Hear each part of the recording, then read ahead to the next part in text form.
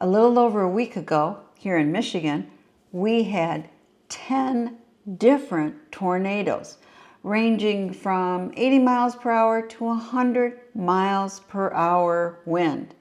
And they did do some damage. You know, trees were snapped, power lines down, so a lot of people were without power. And for some, roofs came off their home, barns were damaged, schools were damaged.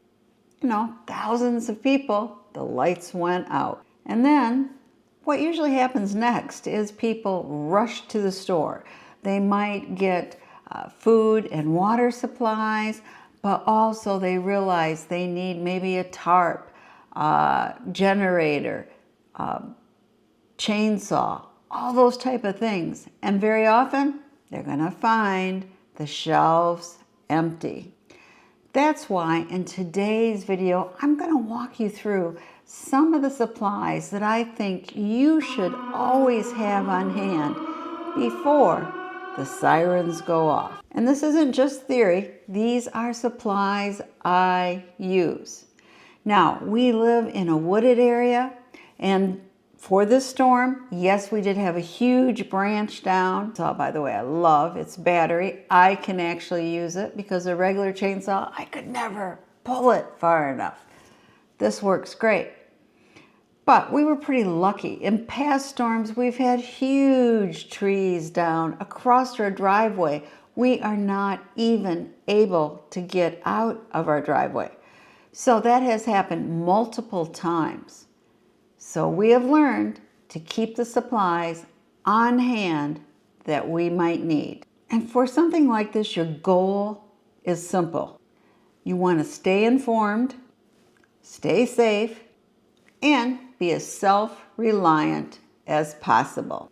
That means you have to prepare for power outages, communication blackouts, and possibly being stuck at home for a few days. Because, oh yeah, I forgot to mention something. In addition to those 10 tornadoes, for those that were further north in the lower peninsula, they got hit with an ice storm. 2 inches of ice on the surfaces. The governor had declared a state of emergency. So, even if you needed supplies, you would not be able to leave your house in those conditions. I always like starting with lights out essentials. I believe it's a great idea to have a lights out kit. Well, I have had one for years and years, and I made one for each of my children. It was a Christmas present one year. I make sure we have our flashlights, one for each person, and fresh batteries, very important. And you might want glow sticks. The kids love those. And of course, yes, candles work in a pinch, but you have to be careful. You don't want to start another emergency like a house fire because of candles unattended. And you remember what I said about staying informed? Well, it's important to have radio. This is an emergency radio that I have. I like it because it has, right, the solar power here.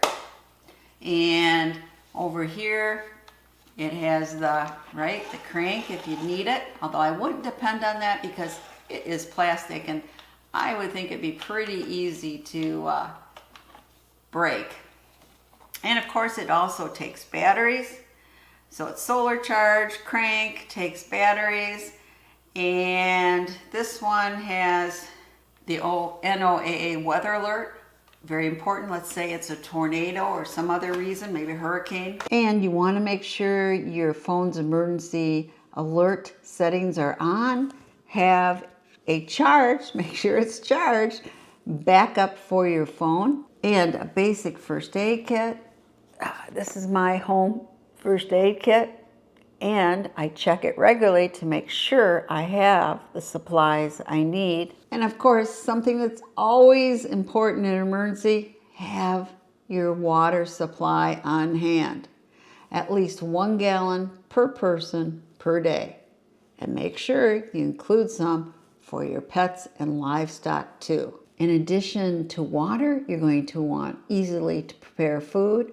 And for those of you that depend on electric can openers, Make sure you have a manual can opener so you can open those cans when the power goes out. And to be safe, you might want to keep a personal water filter like the Sawyer Mini or the Life Straw. And you have to have emergency shelter preps because you might find part of your roof gone and it's raining. So you want to make sure you have tarps and bungee cords and zip ties so you can adhere that tarps to where you need them. And of course, duct tape, right? Which I prefer the Gorilla duct tape, always comes in handy. And you might also want to keep plastic sheeting on hand in addition to tarp. And for those of you that live in more of a flooding area, you might want to have sandbags on hand. And you always want to have your important documents handy. I have a grab and go book binder that I highly recommend. Are you prepared for the unexpected? You know, wildfires, hurricanes, earthquakes can strike at any minute, as well as house fires, gas leaks, chem spills. I mean, there's a lot of instances where you have to quickly evacuate your home. And it's crucial to do it quickly, safely, and take your important documents with you. That's where a grab and go binder comes in. This binder is not only useful in emergencies, it is for everyday emergencies too. And don't forget, make sure you have prescription medicine on hand. And if you have young'uns, make sure you have your supply of diapers and formula if needed. I'm talking about young'uns, also your pets. Always make sure you have enough water for them and enough food to get through any emergency. So the time to prep is before a storm is on the radar. Once those winds pick up, the stores can be picked over and it's too late to get what you need. So I urge you, get the supplies you need now, before it's too late. You know, the good news is you made it through the storm, right? The bad news is you have storm damage. Like I said, maybe trees are down, power's out, the road to your house might be blocked. Now the real work begins. This is when many people realize they're not prepared and they become completely overwhelmed. And like I said, the harsh reality is supplies disappear quickly at the store. So look over what you have and make sure you have what you need. I highly recommend a generator. We have a whole house generator, but I also have two smaller generators. The one generator is great in the winter because if it's like 0 degrees, whatever, my chicken's water freezes and I can plug it in to my generator and they still have liquid water instead of ice. And of course, I talked a little bit about this in the beginning, but chainsaws. Now, maybe you're lucky enough to be able to do that. You know, pull that cord, no problem. But I love my battery still chainsaw. It is great and it's something I can handle, which I really appreciate. But my husband loves it too. And we also rely on hand saws, especially the Japanese ones, the silky hand saws.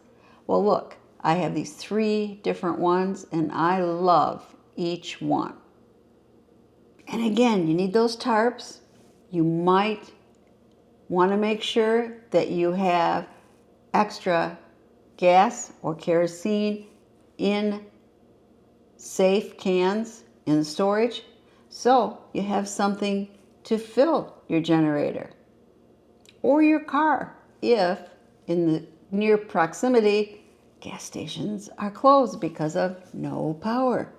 And if you're going to rely on your grill to cook, make sure you have an extra propane canister.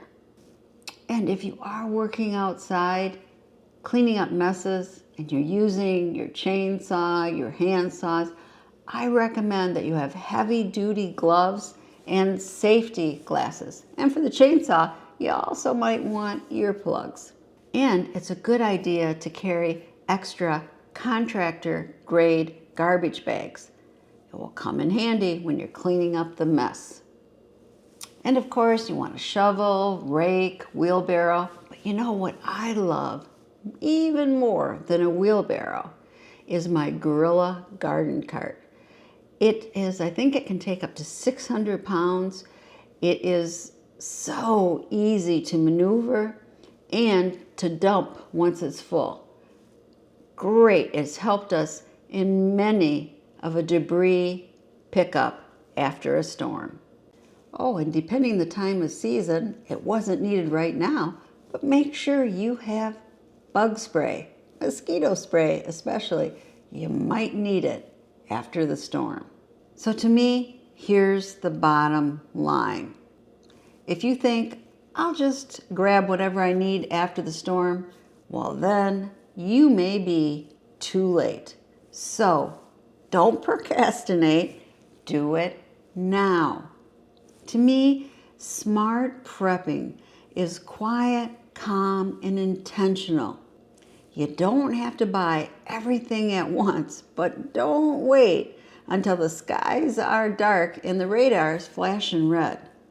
Make sure you're prepared. So buy a little at a time, stay organized, and then you might be the one helping your neighbors, not standing in line hoping there's one last generator in back. So my final tips is rotate that water, food, and your batteries.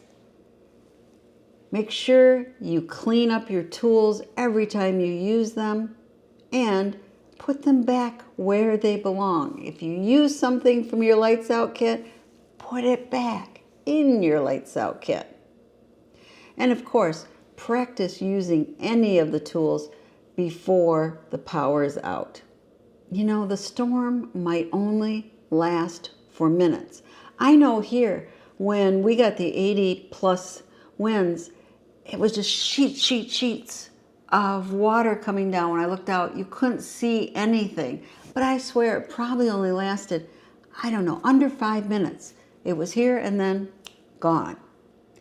But that aftermath, that can stretch on for days.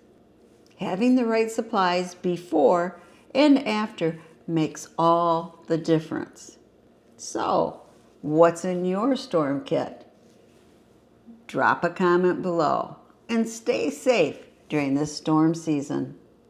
As always, please subscribe and share the knowledge. Thank you.